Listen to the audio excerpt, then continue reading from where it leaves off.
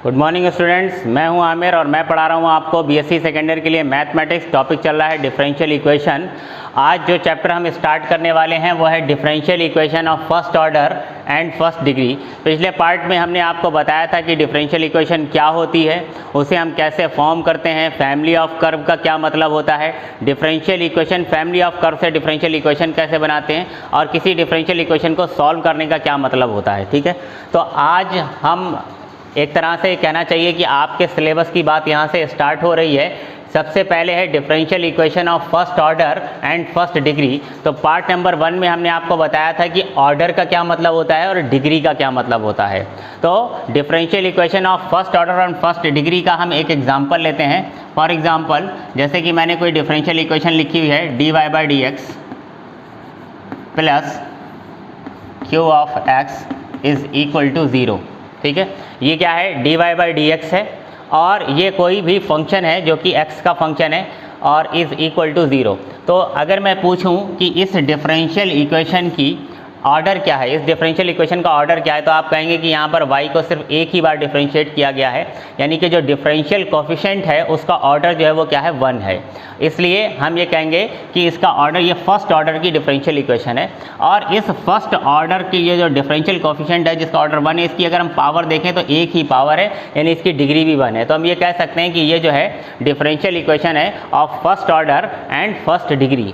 तो अगर differential equation first order first degree में है तो उसे सॉल्व करने के बहुत सारे मेथड होते हैं। एक एक करके 1 बाय 1 हम आपको सारे मेथड समझाएंगे बहुत ध्यान से। देखिए, ये जो पेपर है आपका second paper, differential equation ordinary हो चाहे वो पार्शियल हो, डिफरेंशियल इक्वेशन को सॉल्व करना बहुत आसान होता है, लेकिन इसको थोड़ा सा पहचान करना थोड़ा सा मुश्किल काम है, क्योंकि बहुत सारी डिफरेंशियल इक्वेशंस हो जाती हैं।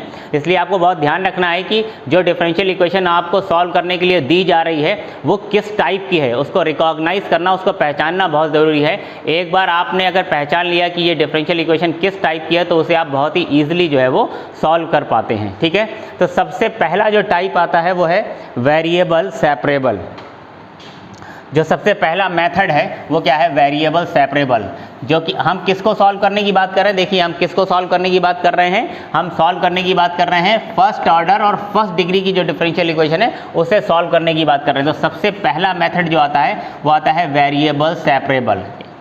वेरिएबल सेपरेबल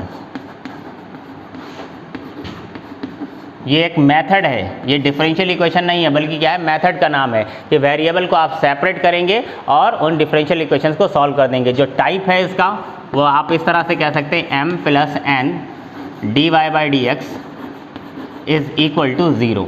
इस टाइप की जो इक्वेशन होती है वो वेरिएबल सेपरेबल होती है। इसमें हम क्या करें, यहाँ पर m और n क्या हैं, ये x और y के फंक्शंस होते हैं, लेकिन ये इस तरह से होते हैं कि हम इनको x के साथ, x के जो फंक्शन है वो dx के साथ और y के जो फंक्शन है वो dy के साथ लेकर के इंटीग्रेट कर सकते हैं। यानी कि हम ये भी कह सकते हैं कि ये इस तरह से भी आ सकती है, m dx + n dy is equal to 0। इसको सॉल्व करने के लिए हम क्या करते हैं, इसको इंटीग्रेट कर लेते हैं और इसको भी इंटीग्रेट कर लेते हैं। ये n जो है, ये m और n इस तरह से होंगे कि यहाँ पर देखिए ये जो n है ये इसमें सारे जो वेरिएबल्स होंगे वो क्या होंगे, y वाले होंगे। यहाँ पर सारे वेरिएबल्स जो हैं वो x वाले होंगे। x वाले जो भी वेरिएबल हैं वो सब dx के साथ में आ गए हैं और n वाले यानी कि y वाले जितने भी वेरिएबल हैं वो dy के साथ आ गए हैं और आप इसे जो है वो अलग अलग सेपरेट करके इंटीग्रेट करके सॉल्व करते हैं। तो एक एग्जाम्पल लेते हैं पहले, क्योंकि इससे बातों को समझना थोड़ा सा मुश्किल है। तो मैं एक एग्जांपल लेता हूं और आपको सॉल्व करके बताता हूं कि इस टाइप की इक्वेशंस को हम कैसे सॉल्व करेंगे। फॉर एग्जांपल, जैसे कि एक इक्वेशन हमको दी गई है, डायरेक्ट एक क्वेश्चन के थ्रू हम बात शुरू करते हैं। एक क्वेश्चन है, हमें कहा जा रहा है solve 1 + x² dy is equals to 1 + y² dx। देखिए, आप इसको अगर m बोलें या n बोलें, ये क्या हो जाएगा m dx और ये क्या हो जाएगा n dy। इनको एक ही तरफ से ले जाएं तो हम इस टाइप से लिख सकते हैं इसको m dx + n dy, है ना, m dx + n dy is equal to 0 की फॉर्म में ये आ सकती है। अगर मैं इसको राइट में ले जाऊं तो ये हो गया m dx और ये उधर जाकर के क्या हो गया n dy is equal to 0। तो इस टाइप की इक्वेशन, इसीलिए मैं बोल रहा था कि इस टाइप की इक्वेशन होती है। इसे सॉल्व करने का तरीका क्या है कि dy के साथ आप y वाले टर्म को ले आएंगे और dx के साथ x वाले टर्म को ले जाएंगे और उसके बाद आप इसको इंटीग्रेट करेंगे। तो ये तो बहुत ही सिंपल एग्जांपल है। ये 1/y² को अगर मैं लेफ्ट में ले आऊँ तो ये हो जाएगा 1/1 + y² और इसके साथ में है dy, और राइट हैंड साइड में जो dx है, तो अगर मैं ये जो 1 + x² है, इसको अगर मैं राइट में ले जाऊंगा तो ये हो जाएगा 1/1 + x² और dx। ठीक है, तो मैंने क्या किया है, वेरिएबल्स को सेपरेट कर दिया है, अलग अलग कर दिया है, इसीलिए इस मेथड का नाम है वेरिएबल सेपरेबल।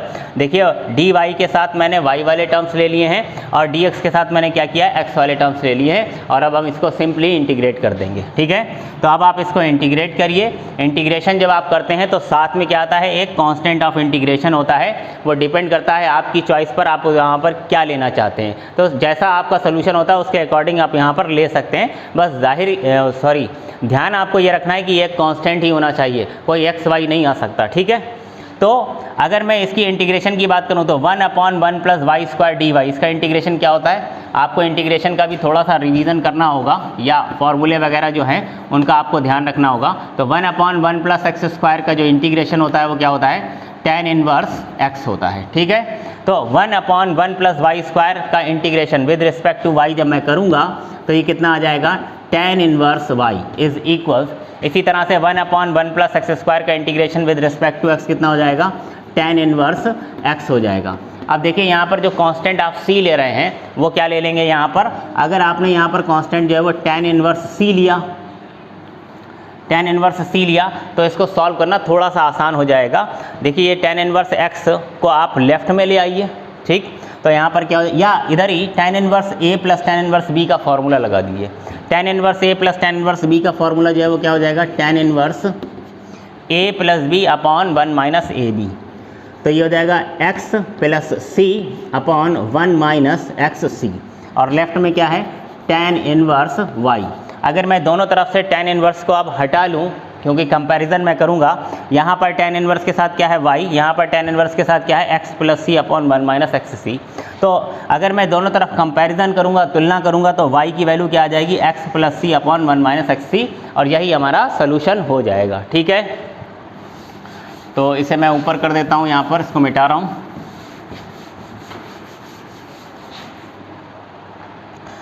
तो अगर मैं कंपैरिजन करूं तो y की वैल्यू जो है वो कितनी आ जाएगी, x + c/1 - xc। आप इसकी मल्टीप्लाई इधर कर सकते हैं, y1 - xc is equals to x + c। तो ये हमारा सोल्यूशन है। ठीक है, यहाँ पर भी आप कह सकते थे कि ये सोल्यूशन है। अच्छा, दूसरी बात ये है कि tan 1 c को अगर मैं इधर की बजाय इधर ले लूँ, ठीक, तो आपका सोल्यूशन जो है वो थोड़ा सा इससे चेंज आएगा, लेकिन उससे कोई फ़र्क नहीं पड़ता। या आप इसको इस तरह भी कह सकते हैं कि अगर मैं tan 1 x को लेफ्ट में लाता तो लेफ्ट में आकर ये क्या हो जाता, tan 1 y - tan 1 x, तब इधर मैं tan 1 a - b का फॉर्मूला लगाता, राइट में tan 1 c रहने देता, तो आंसर आपको देखने में थोड़ा सा डिफरेंट लगता, लेकिन दरअसल वो डिफरेंट आंसर नहीं है, वो सेम ही है। देखिए अगर मैं tan 1 x को यहाँ पर लेफ्ट में ले आऊँ, इसको मिटा रहा हूँ, इधर कर देता हूँ। ये जो tan 1 x है, अगर मैं इसको लेफ्ट में लाऊं तो आप किस तरह से लिखेंगे, tan 1 y minus tan 1 x is equals to tan 1 c। अब यहाँ पर tan 1 a - b का हम फार्मूला लगा दें तो tan 1 a - tan 1 b का फार्मूला क्या होता है, a - b, यानी क्या हो जाएगा, ये y - x upon 1 + y × x या xy is equals tan 1 c। अगर दोनों तरफ कंपैरिजन करेंगे तो y - x upon 1 + xy is equal to c हो जाएगा। तो ये भी क्या है, हमारा सोल्यूशन है। यहाँ से अगर हम देखें तो मैं क्रॉस मल्टीप्लाई करके y की वैल्यू यहाँ से निकाल सकता हूँ। अगर मैं यहाँ पर क्रॉस मल्टीप्लाई करूँगा तो मेरे पास आ जाएगा y - x is equals to c + c xy। ठीक है, इसको इधर ले आएंगे, x को राइट में ले जाएंगे, तो ये हो जाएगा y - c xy is equals to c + x। यहाँ से y मैंने कॉमन ले लिया तो ये हो जाएगा 1 - c x is equals to c + x, और इससे मैं डिवाइड करूँगा तो y की वैल्यू क्या आएगी, c + x अपॉन 1 माइनस सी एक्स। तो ये हमारा सोल्यूशन आ गया है, ठीक है। अगर यहाँ से देखें तो y की वैल्यू देखिए क्या आ रही है, ये जो हमने y की वैल्यू ऊपर निकाली थी क्या आई थी, x प्लस सी अपॉन 1 माइनस सी एक्स। तो वही सेम सोल्यूशन है, तो कोई डिफरेंस नहीं होता है। कभी कभी हमको देखने में वो डिफरेंट लगता है बट एक्चुअली डिफरेंट वो नहीं होता है, ठीक है। आइए देखते हैं एक और क्वेश्चन।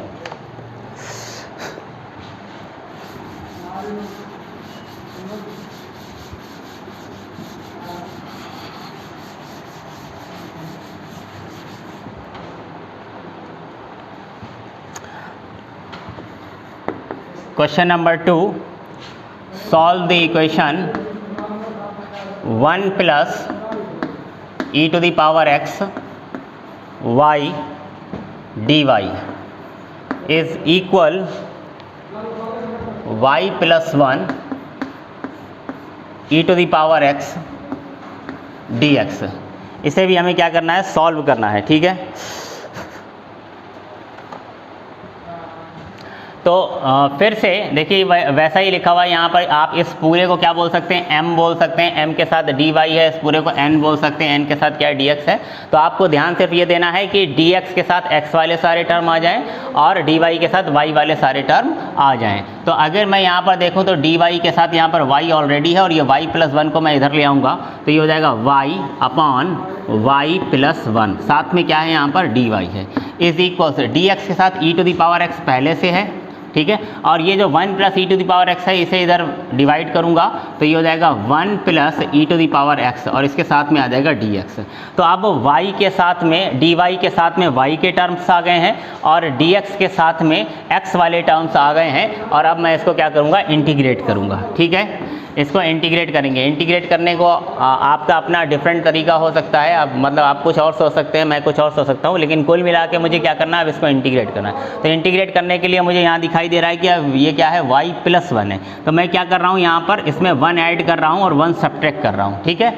सिमिलरली यहाँ पर भी e to the power x plus 1 है तो मैं इसमें क्या कर रहा हूँ, 1 ऐड कर रहा हूँ और 1 सब्ट्रैक्ट कर रहा हूँ और इसको फिर अलग अलग कर दूंगा। देखिए y plus 1 divide by y plus 1 कितना हो जाएगा, 1 हो जाएगा, माइनस आगे क्या है ये minus 1 upon y plus 1, 1 upon y plus 1 और मैं इसको क्या करूँगा, इंटीग्रेट कर दूंगा, ठीक है।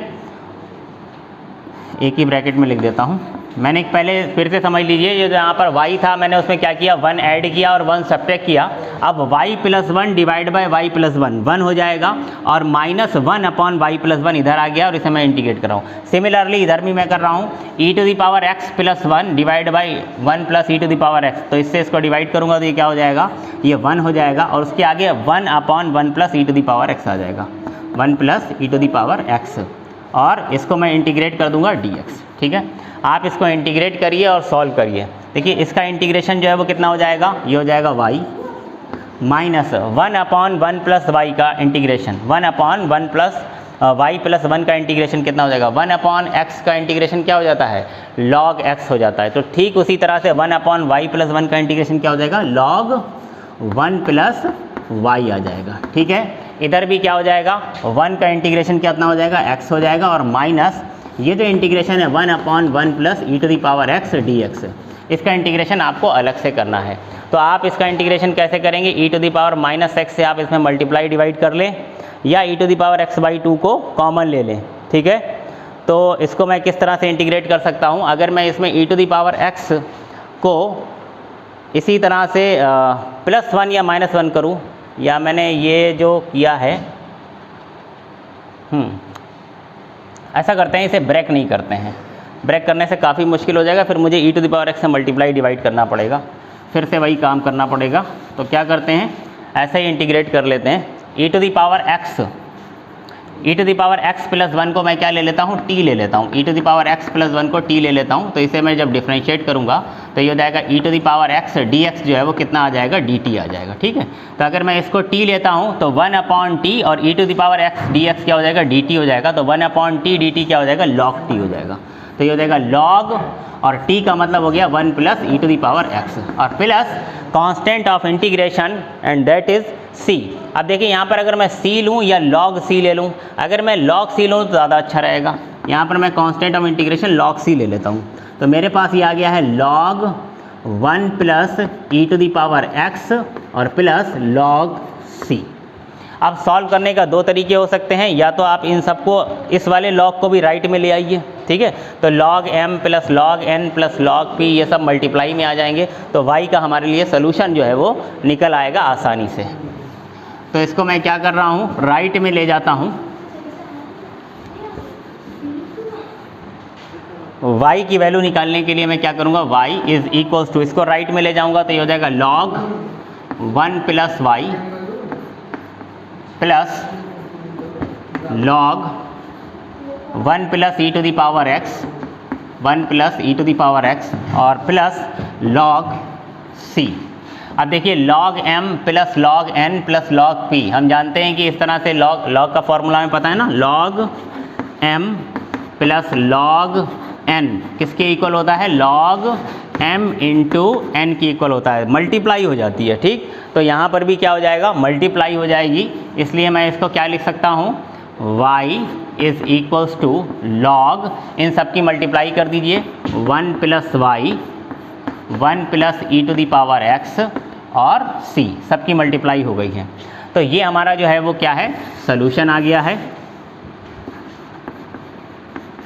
या फिर हम ये भी कह सकते हैं कि देखिए यहाँ पर log में बेस क्या होता है, e होता है, तो अगर मैं e to the power y लिखूँ तो ये मेरे पास e to the power y is equal to कितना निकल आएगा, 1 plus y into 1 plus e to the power x और साथ में c, ये भी हमारा सोल्यूशन हो सकता है, ठीक। या और भी बहुत सारे सोल्यूशन हो सकते थे। देखिए इधर जो है ये आपके पास log y minus log 1 plus y है, इन दोनों में हम सिर्फ फार्मूला लगाते हैं, ठीक है, और उसके बाद हम log, इस y को भी हम log के थ्रू लिख सकते थे, हम इसको लिख सकते थे y log e at base e। तो कहने का मतलब ये है कि अब आप पर डिपेंड करता है कि इसका सोल्यूशन आप किस तरीके से निकालेंगे। तो आप इससे मत घबराइए कि बुक में आंसर कुछ और आ रहा है और आपने कुछ सॉल्व किया तो कुछ और आ रहा है। अगर log c को इधर की बजाय मैं इधर लगाता तो आंसर कुछ और डिफरेंट आता, ठीक है। तो ये भी सही है, यहाँ पर भी इस तरीके से इसको अलग सॉल्व करें और इसको अलग सॉल्व करें, वो भी सही होगा, या कोई तीसरा मेथड आप यूज़ करते हैं तो वो भी ठीक होगा, इसमें कोई घबराने की बात नहीं है। आइए देखते हैं नेक्स्ट क्वेश्चन। क्वेश्चन नंबर 3, यहाँ पर हमको दिया गया है dy by d x equal to x plus y whole of square. तो अगर मैं इसे वेरिएबल सेपरेबल मेथड से करना चाहता हूँ तो मुझे dx के साथ x चाहिए और dy के साथ y चाहिए, लेकिन देखिए यहाँ पर x प्लस y है, x और y के बीच में प्लस लगा हुआ है, तो मैं इसको x के साथ dx के साथ x और dy के साथ y को अभी इस तरीके से अलग अलग सेपरेट नहीं कर सकता। अगर मैं a plus b whole of square फॉर्मूले से खोल भी दूँ, इसको ओपन भी कर दूँ, तो ये हो जाएगा x square plus y square plus 2xy। मतलब क्या आ जाएगा, अगर मैं ओपन करूँ x square plus y square plus 2xy आएगा, और तब भी आप इसको सेपरेट नहीं कर पाएंगे। आप सोच कर देखिए इसे कैसे सेपरेट करेंगे। अगर मैं इसको dx को यहाँ ले आऊँ तो ये इसके साथ में dx आ जाएगा और आप इसको फिर अलग अलग सेपरेट नहीं कर सकते। एक्स स्क्वायर dx हो गया, वाई स्क्वायर dx हो गया, 2xy dx हो गया, y के साथ dy के साथ y वाले टर्म नहीं आ पाएंगे। तो इसके लिए हम करते क्या है, याद रखिए जब भी ऐसा x प्लस वाई साथ में आ जाए, दो वेरिएबल्स एक साथ आ जाएँ, तो आप क्या करेंगे, उसे कोई और थर्ड वेरिएबल लेट कर लीजिए। यहाँ पर हम क्या कर रहे हैं, x प्लस वाई को लेट कर लेते हैं v। ऐसा मान लेते हैं कि x प्लस वाई किसके इक्वल है, v के इक्वल है। और अब मैं क्या करूँगा, इसको डिफ्रेंशिएट करूँगा विद रिस्पेक्ट टू x। किसके रिस्पेक्ट में डिफ्रेंशिएट करूँगा, differentiate with respect to x। x के सापेक्ष इसको हम क्या करेंगे, अवकलित कर देंगे, यानी कि डिफ्रेंशिएट कर देंगे। तो डिफ्रेंशिएट करिए, x का डिफ्रेंशिएशन कितना आ जाएगा 1, y को आप डिफ्रेंशिएट करेंगे कितना हो जाएगा dy बाई डी एक्स, और v को डिफ्रेंशिएट करेंगे तो ये कितना हो जाएगा dv अपॉन dx, ठीक है। तो हम ये कह सकते हैं कि dy बाई डी एक्स जो है वो किसके इक्वल आ गया है, ये जो dy बाई डी एक्स है, dy by d x equal आ गया है ये dv over dx minus 1, dv upon dx minus 1। तो अब आप क्या करिए, जो आपकी इक्वेशन गिवन थी उसमें dy बाई डी एक्स के प्लेस पर, dy बाई डी एक्स के प्लेस पर आप क्या रख देंगे, dv ओवर dx माइनस 1, और x प्लस वाई को आपने क्या लिया था, x प्लस वाई को आपने लिया था v, तो यहाँ पर लग दीजिए v, जिससे ये हो जाएगा v स्क्वायर, और उसके बाद हम इसको सेपरेट कर पाएंगे। तो देखिए किस तरह से, dy बाई डी एक्स के प्लेस पर मैं क्या लिखूँगा, तो from equation 1 dy by d x के प्लेस पर मैं क्या लिखूँगा, dv over dx minus 1 is equals to, right hand side में ये क्या हो जाएगा v स्क्वायर। अगर मैं माइनस 1 को राइट में ले जाऊँ तो ये प्लस 1 हो जाएगा, तो मेरे पास आ जाएगा dv over dx is equals to v square plus 1, है ना, v स्क्वायर प्लस 1। अब अगर मैं v स्क्वायर के टर्म को v के साथ लाना चाहता हूँ तो ये v स्क्वायर प्लस 1 को मैं इधर ले आऊँगा dv के साथ और dx को उधर भेज दूंगा, तो मेरे पास आ जाएगा 1 upon v square plus 1 dv is equal to dx। और अब मैं इसको इंटीग्रेट कर दूंगा दोनों तरफ। देखिए ये सेपरेट हो चुका है, अब हम इसको इंटीग्रेट कर सकते हैं। तो 1 अपॉन 1 प्लस वी स्क्वायर का integration with respect to v कितना हो जाएगा, tan इनवर्स v हो जाएगा। और इधर ये 1 dx है तो इसका इंटीग्रेशन क्या हो जाएगा, x और प्लस c। ठीक है, तो यहाँ पर अगर हम देखें तो v की जो वैल्यू है, v की वैल्यू आ जाएगी tan x प्लस c, इस तरह से हम लिख सकते हैं। बट v हमारे क्वेश्चन में नहीं था, v तो हमने लिया था। v किसकी वैल्यू है, v की वैल्यू क्या है, v तो है x प्लस वाई। तो v के प्लेस पर आप लिख दीजिए x plus y is equals to tan x plus c। तो y की वैल्यू कितनी आ जाएगी, y is equal to tan x plus c, और ये x जो है वो राइट में जाएगा, ये हो जाएगा माइनस का x। ये हमारा क्या है, सोल्यूशन है। ठीक है, आइए देखते हैं एक और क्वेश्चन। नेक्स्ट क्वेश्चन, ये बहुत ही इंपॉर्टेंट क्वेश्चन है।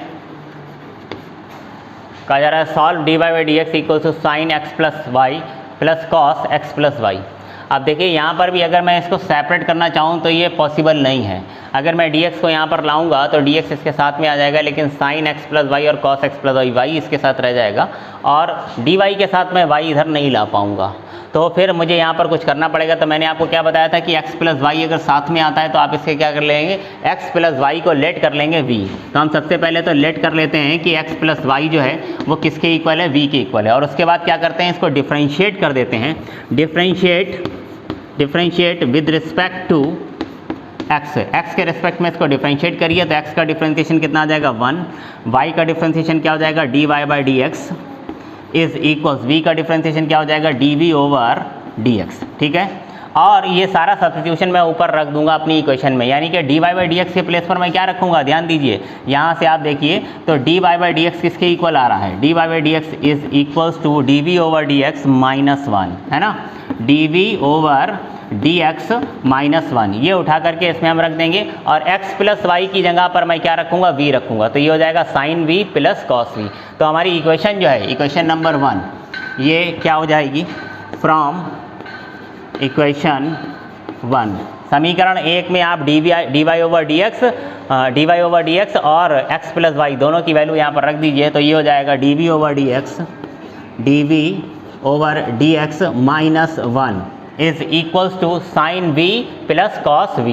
ठीक है, sine v plus cos v, और इस माइनस 1 को राइट में ले जाएंगे तो प्लस 1 हो जाएगा। तो dv ओवर dx जो है वो कितना आ जाएगा, sine v plus cos v और प्लस 1। ठीक है, अगर मैं अब सेपरेट करना चाहता हूँ तो इस पूरे sine v plus cos v plus 1 को इधर dv के साथ ले जाऊँगा और dx को लेफ्ट में ले आऊँगा। तो मेरी इक्वेशन कुछ इस तरह से हो जाएगी, 1 upon 1 plus sign v plus cos v, और राइट में हो जाएगा, यहाँ पे dv भी है, और राइट में हो जाएगा सिर्फ dx। ठीक है, तो अब मैं इसको इंटीग्रेट कर सकता हूँ। क्या मेरी बात समझ में आ रही है? ये पूरा जो टर्म था sine v plus cos v plus 1, इसे मैं उठा करके dv के साथ ले आया, यानी कि 1 upon sine v plus cos v plus 1 हो गया, और ये dx जो है वो इधर आ गया राइट में। तो ये इस तरह से हो गया। अब हम इसको क्या करेंगे, इंटीग्रेट करेंगे। तो इंटीग्रेट करने के लिए थोड़ा सा अरेंज करना पड़ेगा, इसको हम कैसे इंटीग्रेट करें। तो यहाँ पर मैं क्या कर सकता हूँ, इसको सेपरेट कर दीजिए। देखिए ये cos v है, इसको मैं ब्रेक कर रहा हूँ 2 cos square v by 2 minus 1, ताकि ये वाला 1 कैंसिल हो जाए। और ये जो साइन v है इसे मैं लिख रहा हूँ 2 sine v by 2 cos v by 2। Formula लगा रहा हूँ, साइन x का फॉर्मूला होता है ना, साइन x का फॉर्मूला होता है 2 sine x upon 2 cos x upon 2। ये फार्मूला यहाँ अप्लाई करूँगा। और ये जो cos x का आपके पास एक फार्मूला है 2 cos square x by 2 minus 1, वो यहाँ पर लगाऊंगा, यानी कि इसको मैं लिखूंगा 2 cos square v by 2 minus 1। तो वो 1 और ये 1 कैंसिल हो जाएगा। ठीक है, उधर जगह का मैं इधर का ही मिटा करके यहीं पर लिखूंगा। तो इसको मैं हटा रहा हूँ ज़रा।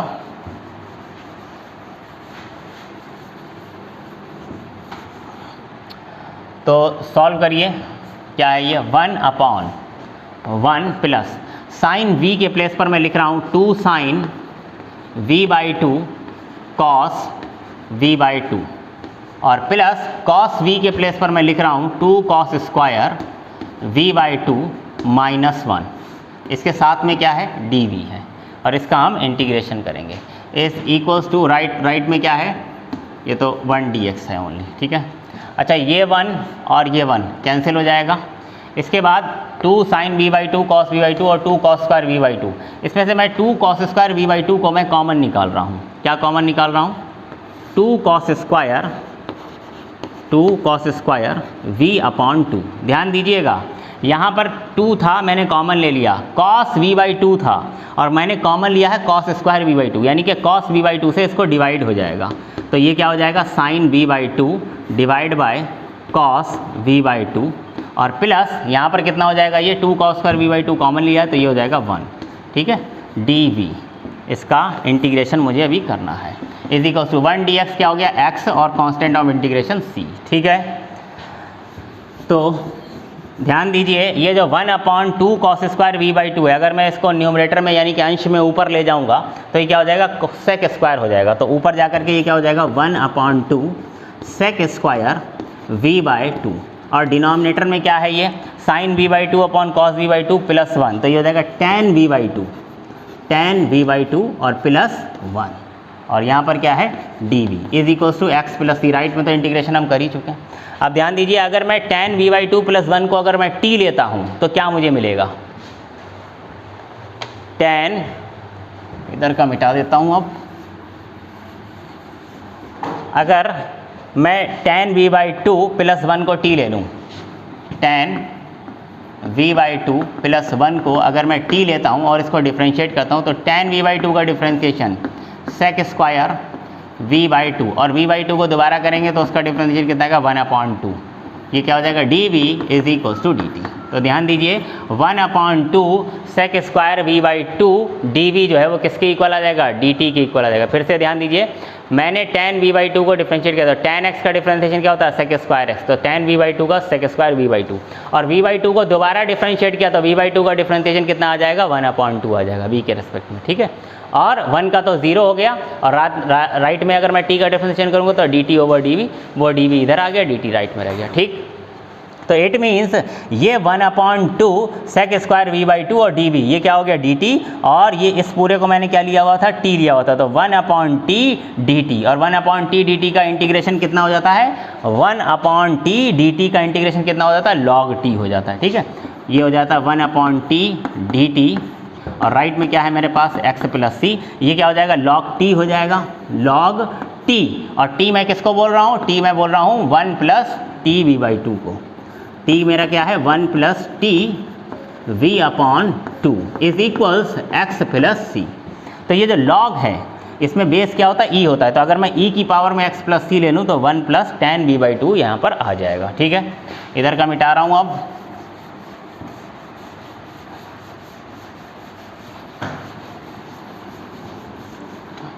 तो मैं इसको e की पावर में ले लेता हूँ और लेफ्ट में मेरे पास रह गया 1 प्लस tan v/2, राइट में कितना हो जाएगा, e to the power x plus c। भाई ये बात समझ में आती है ना। अगर देखिए यहाँ पर देख लीजिए, log a at base b equal to c लिखा हुआ है, तो इसे पावर्स में कैसे कन्वर्ट करते हैं, ये जो बेस होता है ना, बेस b की पावर c जो है वो किसकी इक्वल होगी, a की इक्वल। अगर मैं इसे एक्सपोनेंशियल यानी घातों में लिखना चाहूँगा तो मैं कैसे लिखूँगा, b की power c is equals to a, b to the power c is equals to a।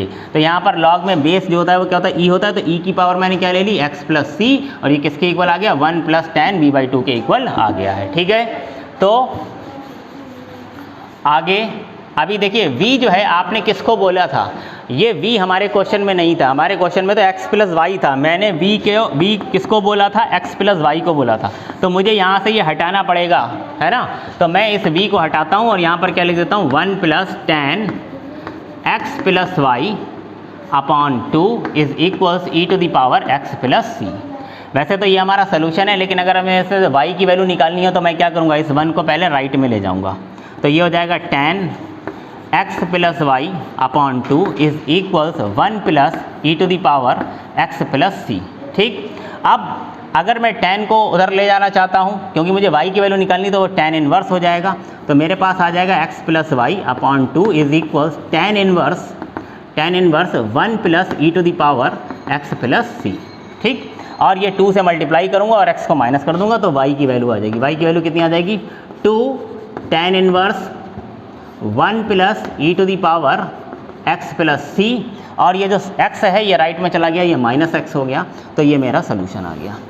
देखिए यहाँ इतनी दूर तक सोल्यूशन लाने की कोई ज़रूरत है नहीं, बस ये है कि बच्चे पूछते हैं कि y की वैल्यू नहीं निकली तो मैंने निकाल दी है। अदरवाइज़ आप यहाँ पर सोल्यूशन बोल सकते थे, ये भी सॉरी जहाँ पर v की वैल्यू रख दी थी, v को सोल्यूशन हम नहीं बोल सकते, ये भी क्या है, हमारा सोल्यूशन ही है इस क्वेश्चन का, ये हमारा आंसर था। ठीक है, लेकिन ये भी सोल्यूशन, ये भी सोल्यूशन, ये भी सोल्यूशन, ये भी सोल्यूशन, अब ये नीचे सारे जो हैं वो क्या हैं, सोल्यूशन ही हैं। आइए मैं कुछ ऐसे ही क्वेश्चन आपको होमवर्क में देता हूं जो आपको ट्राई करने हैं। कोई प्रॉब्लम आएगी तो आप कमेंट बॉक्स में मुझे बता देंगे, तो मैं उसका सोल्यूशन भी आपको दे दूंगा। साथ ही साथ मुझे एक बात ये कहनी है कि आप सभी लोग मेरा नंबर नोट कर लें, 9198869984। ये मेरा फ़ोन नंबर है, इस पर आप मुझे जो है वो कॉल करेंगे, इस पर क्या करेंगे, कॉल करेंगे। ठीक है, मैसेज ऐसे नहीं करना, मैसेज आप करते हो पता नहीं चलता है, तो आप मेरा नंबर नोट करिए, इस पर आप मुझे कॉल करिए, अगर कोई प्रॉब्लम है तो बताइए। वैसे भी आपको ये कॉल करनी है क्योंकि संडे को मैं आप सबको यहाँ पर बुलाना चाहता हूँ। ठीक है, तो संडे को आपको बुलाना है इसलिए ताकि अगर आपको कोई डाउट आ रहा है तो मैं यहाँ पर आपको पर्सनली यहाँ पर समझा सकूँ अच्छे से। तो सभी लोग, मुझे पहला काम आपका ये है कि सभी लोग, जितने भी लोग बैच में जुड़े हुए हैं, वो मेरे नंबर पर कॉल करेंगे। जब वो मुझे कॉल करेंगे तो मैं संडे की टाइमिंग उनको बताऊंगा कि आपको किस वक्त यहाँ पर आना है, कहाँ पर आना है, ये बताना है। आपको नई वाली कोचिंग पर आना है, पेट्रोल पंप के पास जो वृंदावन गार्डन है, बरेली मोड़ की तरफ जो वृंदावन गार्डन है, वृंदावन गार्डन से थोड़ा सा आप आगे बढ़ते हैं तो रेड पेट्रोल पंप एक पड़ता है, वहाँ पर कोचिंग पर आपको सुबह में आना है। लेकिन आपको पहले कॉल करनी है, कॉल करेंगे तब हम आपको बताएंगे कैसे आना है, कितने टाइम आना है। ठीक है, और ये नंबर आप मेरा सेव करके रखेंगे, इन फ्यूचर आपको कोई प्रॉब्लम आ रही है तब भी आप मुझे इस पर ही कॉल करेंगे। ठीक है, अब मैं आपको कुछ क्वेश्चन आपको होमवर्क में देता हूँ। तो ये 3 क्वेश्चन मैं आपको होमवर्क में दे रहा हूँ, ये आप घर पर प्रैक्टिस करके सॉल्व करेंगे। पहले उन क्वेश्चंस को करेंगे जो हमने आपको यहाँ पर अभी समझाए हैं, उनको अच्छे से करिए, रिवाइज करिए, और उसके बाद इन 3 क्वेश्चंस को आप करेंगे। अब हम लोग मिलते हैं नेक्स्ट वीडियो में। ठीक है, थैंक यू।